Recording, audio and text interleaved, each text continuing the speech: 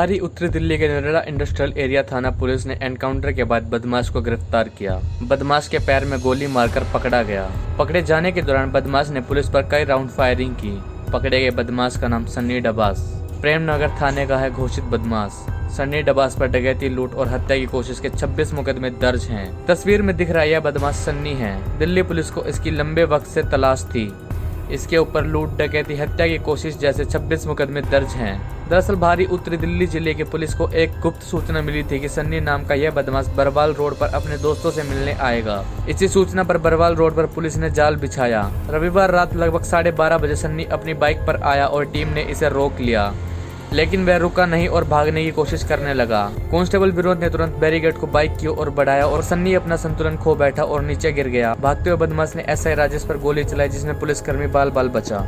कल रात एनआईए के अंदर एक बहुत ही कुख्यात क्रिमिनल था, जिसको एनआईए की टीम ने एनकाउंटर करके पकड़ा है। ये क्रिमिनल हमारा 29 मई की एक अटैम्प्ट टू मर्डर केस की वारदात में वांटेड चल रहा था।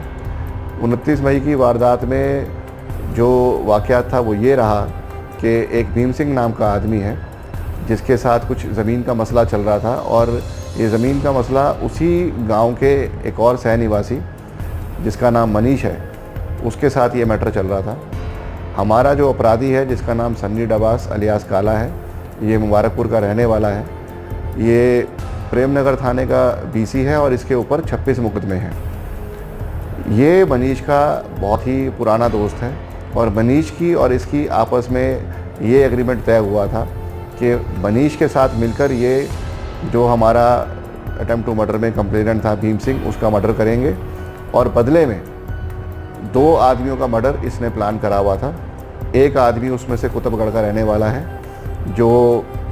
जिसका इसके कज़न भाई के साथ झगड़ा हो रखा था, और दूसरा इसके गांव का ही मुबारकपुर का आदमी है, जिसके साथ कभी इसका जुआ खेलते हुए झगड़ा हुआ था।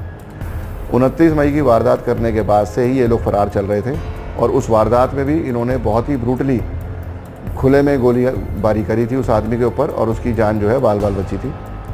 हमारी टीम 29 मई से ही इनके पीछे लगी हुई थी, और उसकी एफर्ट के सफलता में ये रिज़ल्ट मिला कि मनीष को पकड़ने में हमारी टीम पहले ही कामयाब हो गई, जिससे कि इसके आगे के मर्डर के प्लान जो थे वो एग्जीक्यूट नहीं हो पाए, और ये इस समय अपने लिए एक नए साथी की तलाश कर रहा था। कल रात को हमारे पास ये इतला हुई कि बरवाला रोड पर ये रात को विज़िट करेगा। हमारी टीम ने वहाँ पर एक पूरा ट्रैप लगा के रखा। ये वहाँ पर आया, इसके पास एक बैग था, ये मोटरसाइकिल सवार होके आया। जैसे ही हमारी टीम ने इसको इंटरसेप्ट करने की कोशिश करी, इसने मोटरसाइकिल को फुल स्पीड पे वहाँ से भगाने की कोशिश की, और हमारा जो स्टाफ था, जिसमें SHO NIA inspector Arvind Sharma, ACP Nirav Patel के सुपरविजन में ये ऑपरेशन हो रहा था, और sub inspector Rajesh, constable Vinod और जो अन्य टीम के मेंबर थे, उन्होंने इसको रोकने की कोशिश करी। जिस रोकने की कोशिश में इसकी मोटरसाइकिल इम्बैलेंस हो गई और ये वहाँ पे गिर गया। गिरते ही इसने अपने बैग में से पिस्टल निकाल कर पुलिस टीम पे फायर किया। एसआई राजेश सबसे आगे था, एसआई राजेश की जान बाल बाल बची। अगली गोली इसने चलाई कांस्टेबल सत्यवीर के ऊपर। कांस्टेबल सत्यवीर भी बाल बाल बचा।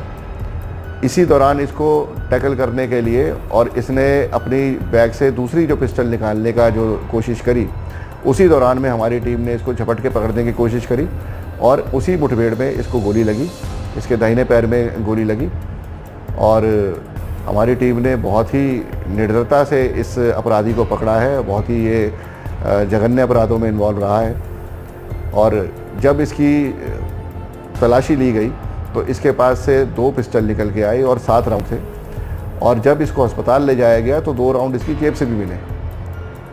और इसी के साथ ये जो मोटरसाइकिल हमने रिकवर करी है, ये वही मोटरसाइकिल है जो इसने हमारी 29 मई की वारदात में भी इस्तेमाल करी थी। इससे पहले भी हमारी टीम ने 3 बार कोशिश करी थी इसको पकड़ने की, पर तीनों बार ये इतना चौकन्ना था, इतना चालाक था कि ये वहाँ पर पहुँचा ही नहीं। तो ये इतने समय की पूरी मेहनत का नतीजा रहा जो कल हमारी टीम ने इस कारनामे को अंजाम दिया।